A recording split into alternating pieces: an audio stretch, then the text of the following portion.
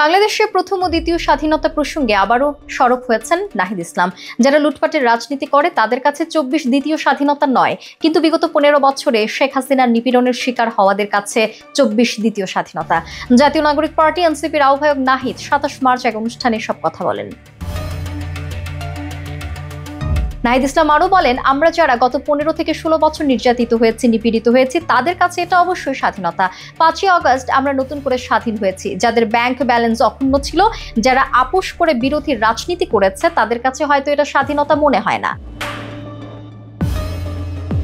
তিনি যোগ করেন, তারা সবসময় হয়তো স্বাধীন ছিল, আগের আমলেও ছিল। তাদের কাছে প্রথম স্বাধীনতাও গুরুত্বপূর্ণ না, দ্বিতীয় স্বাধীনতাও গুরুত্বপূর্ণ না।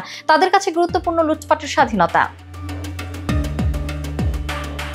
এনসিপির আহ্বায়ক আরও বলেন, জুলাই অভ্যুত্থানের মধ্য দিয়ে স্বাধীন সার্বভৌম পররাষ্ট্রনীতি তৈরি হয়েছে বাংলাদেশে, যেখানে জাতীয় স্বার্থ প্রাধান্য পাবে। বিগত আওয়ামী লীগ সরকার ভারতের স্বার্থ রক্ষা করেছে মন্তব্য করে নাহিদ ইসলাম বলেন, দেশটির সহায়তায় দলটি ক্ষমতায় ছিল, তাদের খুশি করতেই নতজানু পররাষ্ট্রনীতি করাই ছিল শেখ হাসিনার কাজ।